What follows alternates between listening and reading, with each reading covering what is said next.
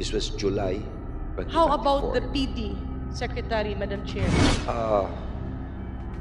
Because the regional director is aware that even the Sangguniang Panlalawigan investigated this, and the PD was insisting that it should be the LGU, gobyerno, ang maghahanap ng court order na wala namang kaso. Is it not, Secretary?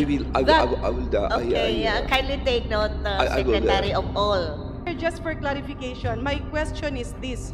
Kung merong government property, pinasok, walang nag-file ng kaso, ibig ba sabihin, ibibigay ng kusa ng PNP yung property na yon o hindi?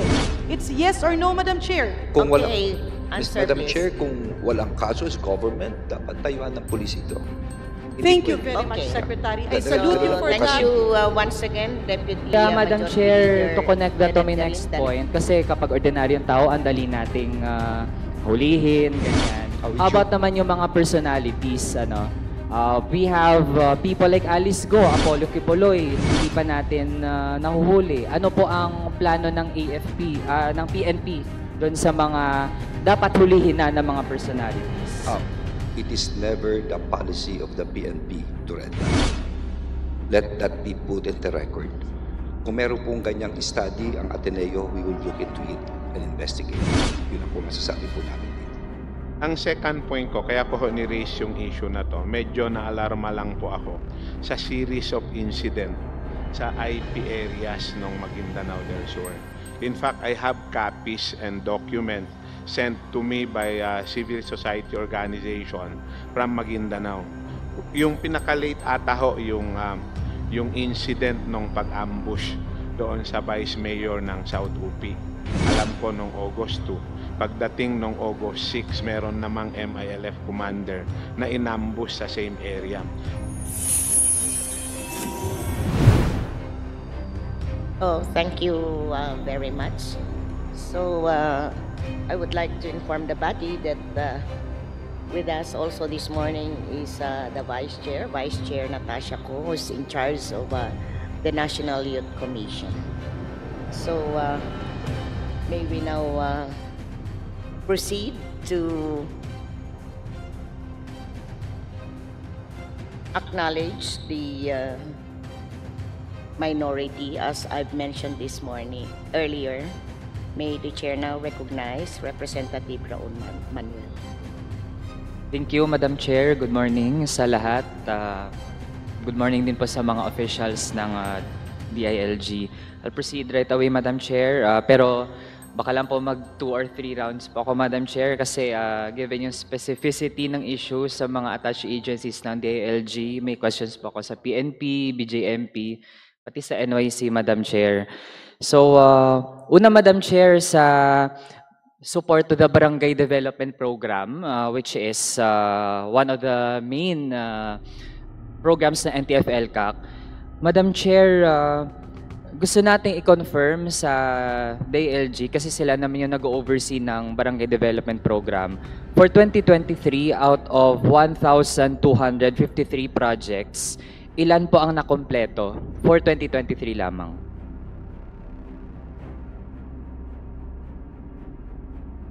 May we get the response from the DILG?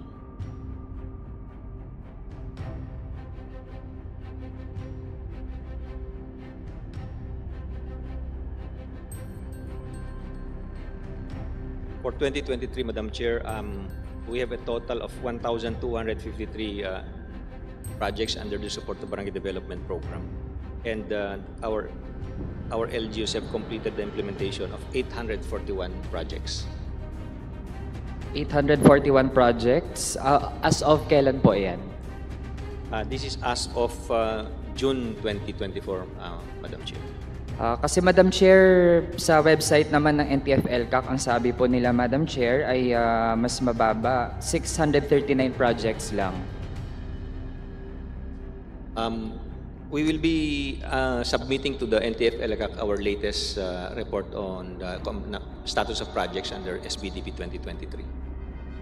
Kasi Madam Chair, itong data ng NTF-ELCAC mismo, sabi nila 51% lang yung nakompleto. So kung may ganong figure, then dapat nagko-coordinate yung mga ahensya natin, Madam Chair. Bukang bibig naman po nila lagi whole of nation, pero sa data parang walang whole of nation.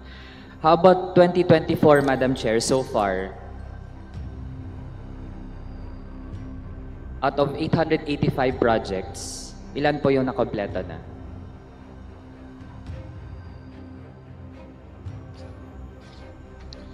Madam Chair, for 2024, the DBM just released the amount to our local government units. That's why our LUs are still in the process of procuring the projects. Kung ganun, Madam Chair, ngayon po ay August na. Meron tayong 4 whole months na lang na natitira for the year.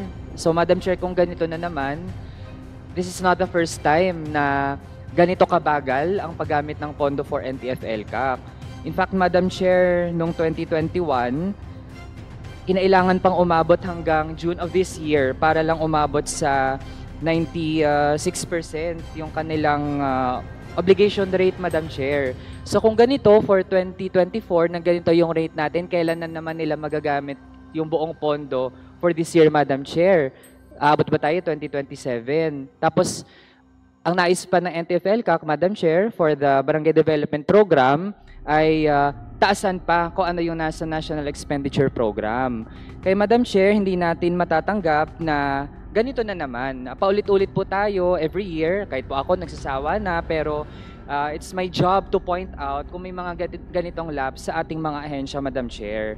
So, all the more, Madam Chair, na dapat i-defund na natin. No? I strongly would insist na i-defund na natin itong NTF-ELCAC, including its Barangay Development Program for 2025. I-realign na po yan directly, Madam Chair, sa national agencies working on education, health, and other social services.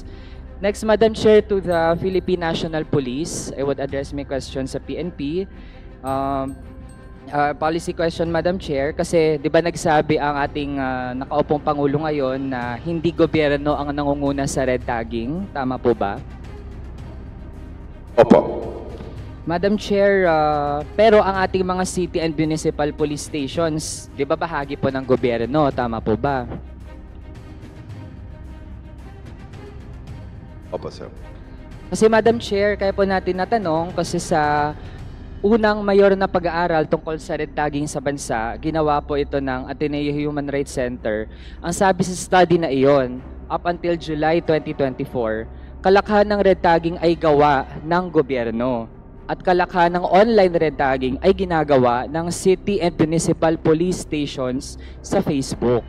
So, ano pong pagtingin ninyo doon sa ganitong pag-aaral ng Ateneo Human Rights Center? Sir, I have to look po dun sa sinasabi nyo, but po na natin, we just follow yung rules po ng presidente natin. We don't want to red tag anymore. Yun po yung kung nangyari po yan, we have no idea, but I will investigate po kung nangyayari po yan. But right now, we don't have any report na ginagawa po namin yan. Madam Chair, kung wala po silang idea, then it seems hindi nila talaga na-check yung ginagawa ng mga local police stations, lalo na kung may ganito nang consolidated information, then it is the task of our agencies na mag-ayos sila, Madam Chair. Dahil nga, iba yung sinasabi, pero iba yung ginagawa. Sir, foremost, sir, we don't have any issue to red tag anybody, and it's against human rights. And kaya po namin din na-imbestigan yan because wala po kaming issue na coming from the higher ups, even before na yung mga predecessor ko, to come up with the red tagging po. Wala po kaming issuance ng orders po. So, Madam Chair, it's the word of the PNP under the current administration against the word of Ateneo Human Rights Center. And of course, Madam Chair, I think we would expect, yun yung sasabihin nila, they would deny na nangyayari ito. But again, Madam Chair, we have these people in the academe, civil society, na nag-a-attest nga na nangyayari pa rin ito under the current administration. Gusto natin, again, whole of nation, collaboration, pero kapag may mga sinasabi naman yung ating civil society to point out ano yung mga dapat pa ring ayusin, dinay-deny natin, Madam Chair. So, hindi din po katanggap-tanggap yun, ano, na yung mga ordinaryong kababayan natin, ang dali lang na i-red tag, tapos yung iba pa, inaaresto. Kaya, Madam Chair, to connect that to my next point, kasi kapag ordinaryong tao, ang dali nating hulihin, ganyan. How about naman yung mga personalities, ano? We have people like Alice Go, Apollo Kibuloy, hindi pa natin nahuhuli. Ano po ang plano ng AFP, ng PNP, doon sa mga dapat hulihin na ng mga personalities? Madam Chair, can I just answer about red tagging? With due respect to the Congressman Manuel, it is never the policy of the PNP to red tag. Let that be put in the record. Kung meron pong ganyang study ang Ateneo, we will look into it and investigate. Yun ang po masasabi po namin dito. Thank you. Okay, Madam Chair, balik po doon sa question. Sa task ng PNP, na kung may dapat talaga siyang hulihin, panagutin, yun yung mga ganitong tipo ng personalities, Apollo Kibuloy and si Go Huaping o si Alice Go. So, ano na po ang status ng ginagawa ng PNP? Sir, yung ginagawa po namin, where continuous po yung investigation namin and continuous po yung tracking po natin. Not only the Philippine National Police, but all the agencies involved. Special po yung Bureau of Immigrations and of course yung intelligence unit po natin from National Security Agency because these are people. With regard to Kibuloy, ganun pa rin po yung ginagawa namin. Tuloy-tuloy po rin po yung surveillance namin doon sa area po. In yung location po ng 5 tao na hindi po pa nahuhuli. Kasama po ni fugitive Apollo Kibuloy. So to cap na lang may I first round, remind- Madam Chair. may I Oo. remind May the ganito lang Honorable inconsistency, Manuel, Madam Chair. Ano, that your time expired, so kindly wind up. Yes, Madam Chair, oo. Nakapag mga big personalities talaga, parang ang hirap-hirap na arestuhin ng PNP. Pero kapag ordinaryong tao, ang dali lang na hulihin tsaka maging biktima pa ng red tagging na nagpapatuloy pa rin hanggang ngayon. So, kailangan talagang mag-ayos, Madam Chair, ano, at hindi dapat yan pabayaan lang. So, that would be for the first round, Madam Chair. Thank you. Madam Chair, just a comment. I would Yes, just like to place it on Secretary. record na hindi ho kami ganon. As far as Kibuloy is concerned and the others, ginagawa namin. In fact, dinimanda po kami on record. Nakademanda po ako ngayon, ang PNP, dahil sa pag-raid po namin sa Kingdom of Jesus. And we are going to answer these accusations against us. Just for the record, hindi po kami ganon. Maski sino po, hahanapin po namin. Salamat po. Okay, so thank you very much, Honorable Raul Manuel. Next to be recognized is Representative Wowo Fortes. Thank you, Madam Chair. Good morning, members of this committee, resource persons, the ALG family. Magandang umaga po. Madam Chair, looking at the budget brief of the DILG, under the title, Our Notable Feat, foremost is the Seal of Good Local Governance. Looking back, 2010, we started with the Seal of Good Housekeeping and the establishment of the Performance Challenge Fund. This eventually metamorphosed into what we call now as the Seal of Good Local Governance around 2014 and was institutionalized through Republic Act 11292. Tawag natin ito is SGLG Act of 2019. If we look back on the data, ang data ko is 2015 lang, we have a total of about 254 LGUs who are passers on this. Currently, dito sa budget brief, in 2022, there are 352 LGU passers, and for 2023, 493. Dinignan ko po ang growth rate from 2015 to 2023. there is an average of about 16% growth rate from among the passers. In 2018, bumaba po tayo ng 40.74%. In 2022, bumaba ng 4.55%. But the average growth is about 16%. Now, RA 11292 established the SGLG Incentive Fund. My first question is, how much for 2022 and 2023 is the SGLG Incentive Fund? So, Thank you. before the DILG will answer the query of the, may we acknowledge the presence of our majority floor leader, the Honorable Manix Dalipe. Okay, may you proceed, please. Thank you, Madam Chair. To answer the question of the good congressman, in 2020 and 2021, we did not conduct the assessment for the SGLG because of the pandemic, Your Honor. In 2021, there's an allocation of 1 billion pesos for the SGLGI Incentive Fund. And that is the reason why in 2022, we requested the DBM to add the 1 billion SGLGIF in 2021 to the 2022 SGLGIF. So 2022 SGLGIF essentially became 2 billion pesos. In 2023, the allocation is still 1 billion pesos.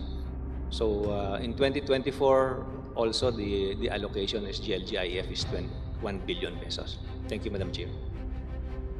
Okay, thank you for that, Yusek. Now, the award given to the province, to the cities and the municipalities that are passers varies every year. For 2018, 7 million to provinces, 5.1 million to cities, and 3.2 million to municipalities. For 2022, naging 9.5 for provinces, 7 million for cities, and 5 million for municipalities. Bakit po pabago-bago taon-taon? Madam Chair, it varies, Your Honor, because the number of SGLU passers now vary from year to year, and the incentive fund is constant at 1 billion pesos. So meaning sa SGLG incentive, the more the merrier is not true. Pag madami tayo, malungkot tayong lahat. Pag konti tayo, saka tayo magsasaya. Why can't we adjust the incentive fund as allocated in the GAA? I looked into your proposed budget. I'm very happy. Sa office ni Secretary, ang napakalaki po among the PPAs is the SGLG. 2 billion ang proposal nila ngayon for the first time. Pero sa projected increase of 16%, ginawa ko na ngang 8% ang increase, kulang pa rin po. Hindi pa natin consider dito ang operational fund, which should also be included, which is my next question. How much is the operational fund for SGLG as mandated by Republic Act 11292? Nasabi 2% at least. I think that's the minimum. 2% of the incentive fund. If the incentive fund is 2 billion, 2% would be about 40 million, which I think is kulang na kulang. Sa BLGS pa lang, kailangan na natin ng 40 milyones eh. E paano pa ang regions? The regions would require about, ang estimate namin is 3.5 per region, roughly 63 million. We need another billion for operational fund. I mean, is that included in the budget? Because I would really move for an increase of this budget dahil napakaganda po ng programa ninyo, Mr. Secretary. Let's support this. Actually, Congressman Fortes, I would like to thank you for looking at this. No? It's about 40 million operational fund. Tama po kayo, talagang kulang na kulang. Ang amin pong basihan dito ay depende sa mga batas na pinapatupad. Like for example, may mga bagong batas sa environment, no? At mga national agencies po ang katulong namin dito to draw up with these parameters. But one thing should be looked at. For 2023, ang nakakatuwa po will be the first-time passers. Yung unang-unang nagkaroon ng award ng Seal of Good Local Governments, and they are 94 LGUs. Compared to 2022, they were just 48, or a difference of 54. Ibig sabihin po, yung parameters for good governance, financial housekeeping, resilience, nutrition, etc. Ang ganda ng takbo. Kaya tama po obserbasyon po ninyo. Mas madami ito, mas maganda. Ibig sabihin talagang yung parameters na achieve po nila. Pero lumiliit talaga ang reward po namin sa bawat isa. That's why kailangan talaga po namin na mas malaking pondo po rito. Salamat po. Thank you, Mr. Secretary. Kaya nga po, what I'm saying is, the more the merrier is not true sa SGLG Incentive Fund. All LGUs are praying na sana konti lang tayo, sana konti lang itong pumasa ng mga to. Imagine this spirit dampening it only because we don't have enough fund. So, Madam Chair, let it be noted in this committee that we are proposing for an increase. Based on the projection which I will be submitting to the committee, we need at least on the projection of about 8%. Hindi pa dito sinali yung DILG Operational Fund. Sa 8% lang po for 2024, we need at least 2.89 billion. 2.89 for 2024 and for 2025, 3 billion. Ang proposal po ng department is 2 billion. Baka madagdagan pa natin ng 1 billion, Madam Chair. Okay, we'll take If note only of to that, Your satisfy. Honor.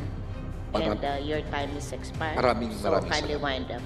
So I kindly yield take note to of the that, time Mr. expiration. Kung Secretary. hindi, gagawin ko pa sanang 4 na bilyon eh. Nag-expire na po eh. Thank you, Maraming salamat po. Madam Chair. Thank you very much, Mr. Secretary. Thank you very much. So thank you very much, Kong Wowo Cortez. The next to be recognized is Deputy Minority Leader Muhib Ataman. Thank you, Madam Chair. Magandang umaga ho, Sec, to our former colleague. Pagpasensyahan nyo na ho, alam ko may tradisyon dito sa amin, sa atin, kung dating miyembro na talagang minsan in-excuse natin. Pero mayroon lang mga ilang concern ho, pinapadala rito sa akin. Pero bago hong yun, Mr. Chair, Madam Chair, una, gusto kong ipaabot yung aking taus-pusong pasasalamat sa DILG dahil sa pag-institute ho ng reform sa NCMF. Ito siguro yung kauna-unahang taon na hindi ho nag-iingay yung mga Muslim congressman itong Hajj operation. So salamat ho sa immediate institution ng mga reforms sa loob ng NCMF. Likewise, salamat din sa NCMF sa paglunsad ng maayos. Alam ko hindi ho perfecto, pero kahit papaano hindi ho nagkaroon ng major concern yung ating pilgrims itong taon na to. So with that, maraming salamat. Anyway, dito ho sa report binanggit kanina, nag-decrease yung ating crime incidents ng 3.29%. Ang tanong ko, meron bang region or probinsya na tumaas ang crime incident?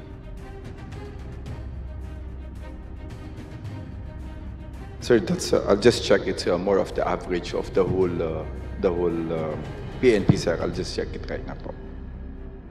So wala hong ano, sir, walang Madam Chair, mga specific region or provinces na talagang tumaas or nag-spike yung crime incident. Sir, kung wala ho kayong hawak, baka pwede nilang humingi ng kopya later para mas mabilis yung ating process.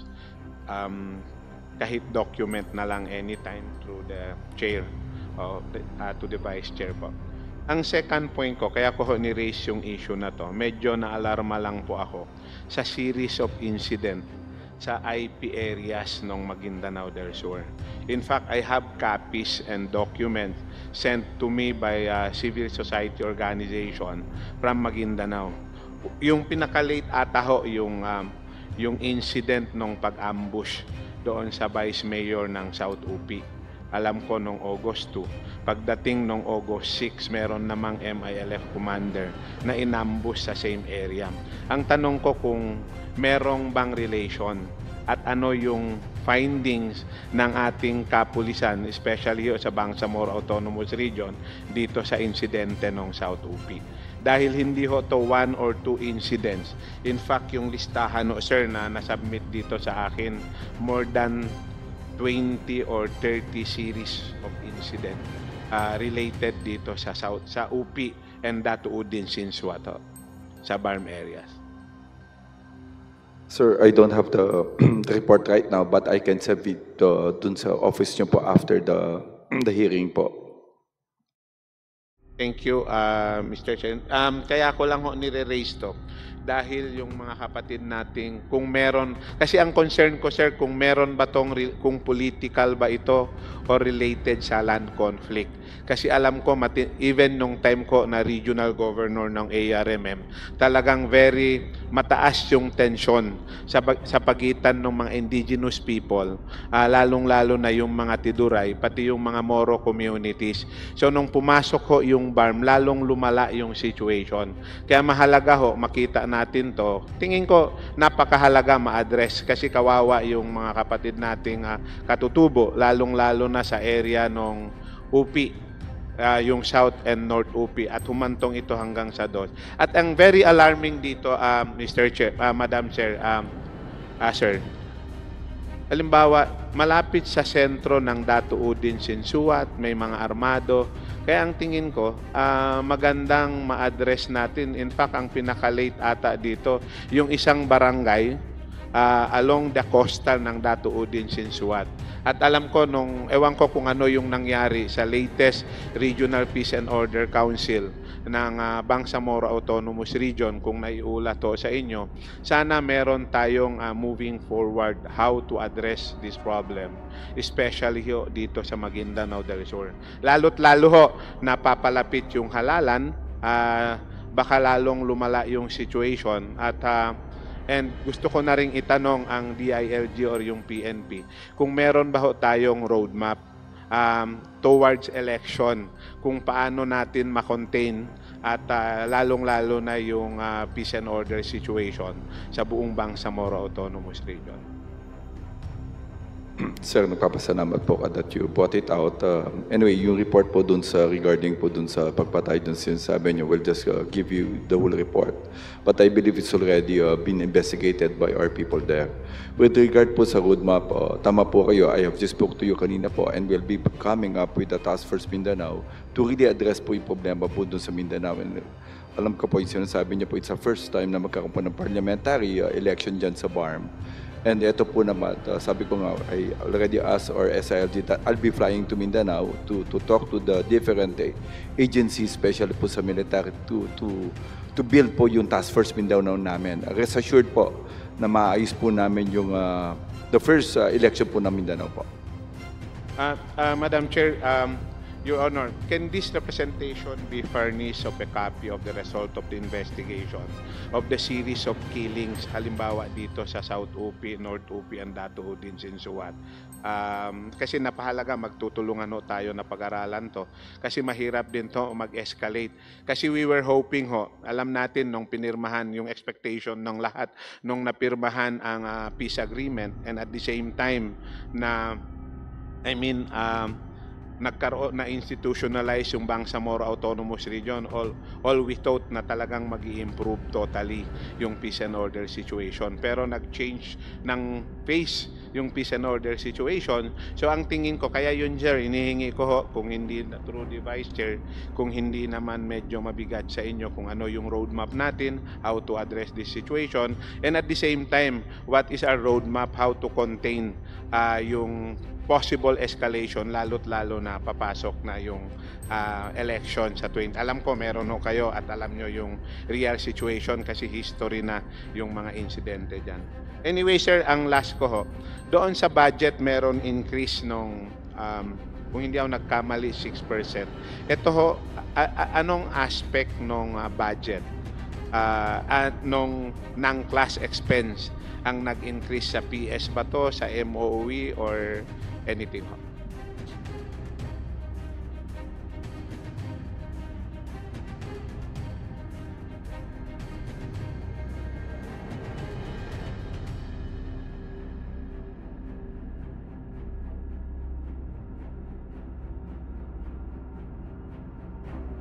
Sir, anyway, kung wala ho, kung hindi ho ready yung document, baka pwede na lang ma-furnish, sir, through the Vice Chair nung item ho, nung programs, kung sa program ba yung increase ng budget o kung sa PS ba to o kung ano yung aspect. And lastly, siguro sa NCMF ho. Alam mo, itong NCMF, napakagandang programa. Alam ko, si SEC, alam ko part ng Congress nung ipinasa yung transformation from Office of Muslim Affairs to National Commission on Muslim Filipino. Alam ko, you were part of that Congress po. Ewan ko kung 13 or 14 yan. Pero, ang napansin ko, kahit magandang, alam naman ho nating lahat kahit gaano kaganda ang programa, ewan ko, I hope may DBM dito. Pag hindi ho natin to sinusuportahan ng tamang pondo, magiging useless yung programa. Yun yung effect nun. Si NCMF, kung pinapansin ko yan mula noon, ang malaking porsyento ng kanilang budget napupunta sa sahod at sa MOE. At ang mas malaki dyan ay sa sahod.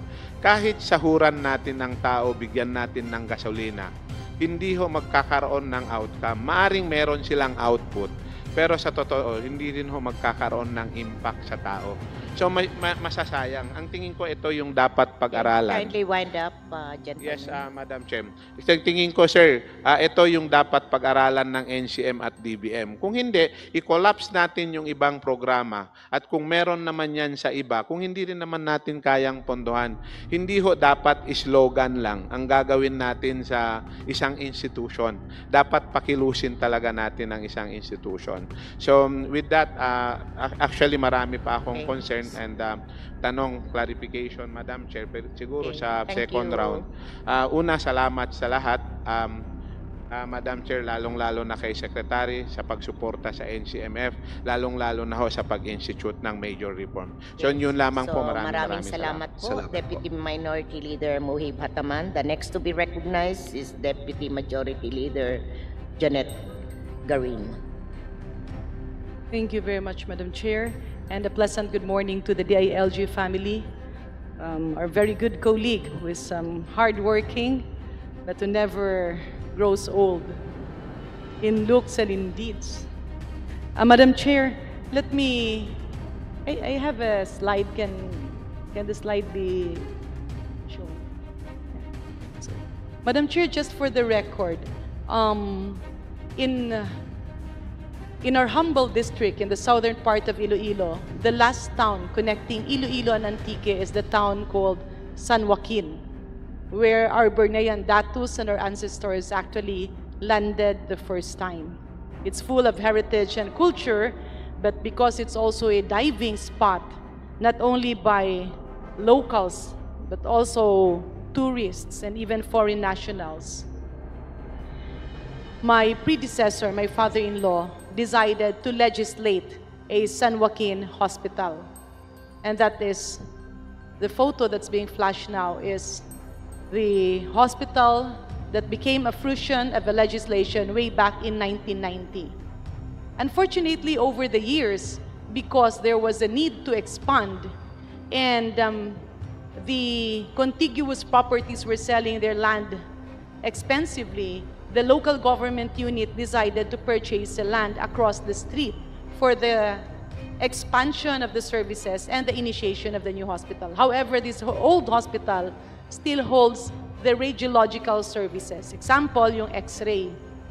Way back, I believe in April, I'm not sure which month, but I'm willing to furnish the secretary a copy of the chronology.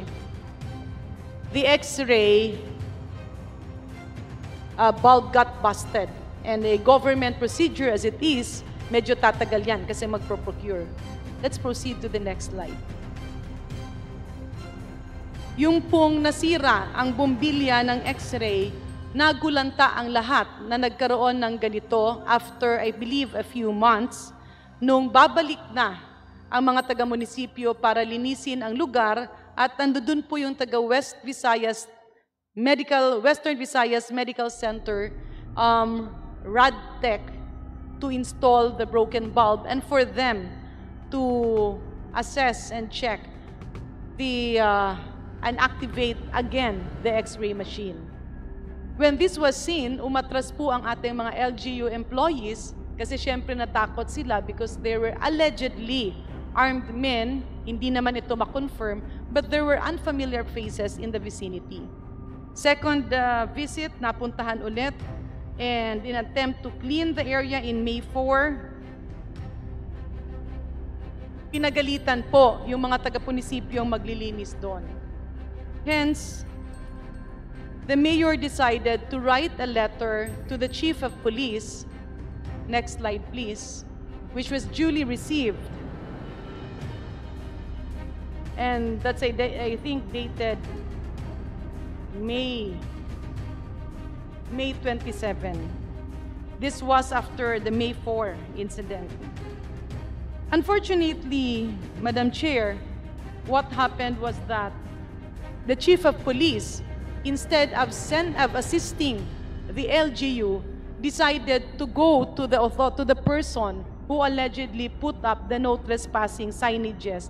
But this included padlocking all doors, padlocking all facilities, and even installing barbed wires in a government building and a government facility.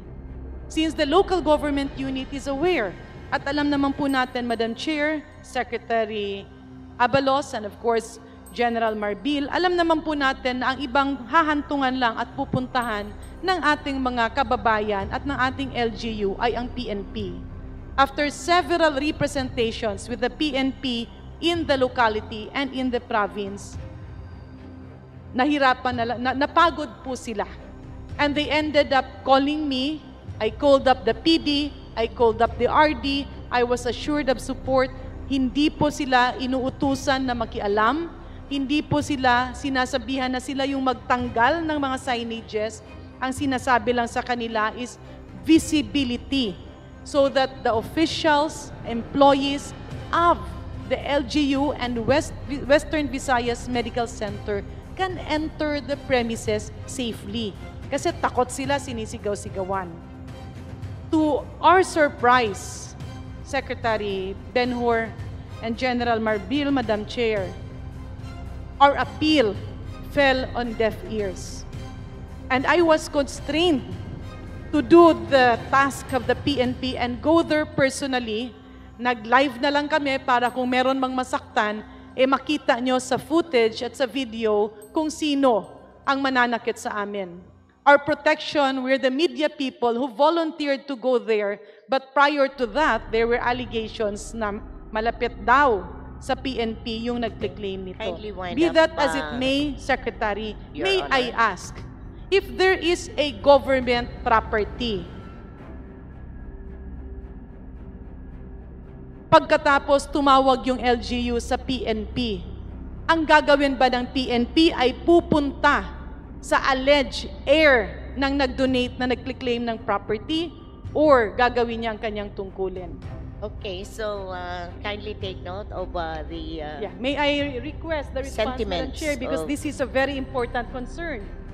This involves a hospital illegally overtaken and the PNP refused to help the LGU. At ang paulit-ulit pa na sinabi ng PNP, kailangan daw yung mga tao ng ospital, yung Western Visayas Medical Center at yung San Joaquin LGU ay kumuha ng court order para tanggalin yung mga linagay na yan. Okay, so may we get a quick response from the DILG with regards to the sentiments of the Honorable Yes, Garin. Madam Chair. I was discussing things with the RD right now. And on July 2024, PC Captain Felix Perez, the Chief of Police of San Joaquin, was subjected to pre-charge investigation for neglect of duty. This was July 2024. How about the PD, Secretary, Madam Chair? Because the regional director is aware that even the Sangguniang Panlalawigan investigated this and the PD was insisting that it should be the LGU, gobyerno, ang maghahanap ng court order na wala namang kaso. Is it not, Secretary? Kindly take note, Secretary, of all Yes, I would look into it, Okay, so Congresswoman. thank you So, very much, Madam Chair, Honorable just Janet for- Garin. Madam Chair, just for clarification, my question is this. Kung merong government property, pinasok, walang nag-file ng kaso, ibig ba sabihin, ibibigay ng kusa ng PNP yung property na yon o hindi? It's yes or no, Madam Chair? Kung walang, Okay, answer Madam please. Chair, kung walang kaso is government, dapat tayuan ng pulis ito. Hindi Thank you pwede. very much, Okay. Secretary. I So, salute you for Thank that. you once again, Deputy Majority Leader Janet Garin. The next to Yes. be recognized is Representative Bonifacio Bosita. Yeah, Madam Chair, prior lang, let this situation not taint the good name of the PNP. Kasi ngayon, lumalabas ulit sa balita na yung mga nag-hold up sa Cebu, nadadamay ulit yung pangalan ng PNP. We need to clean that name and that reputation. Maraming salamat, Madam Chair.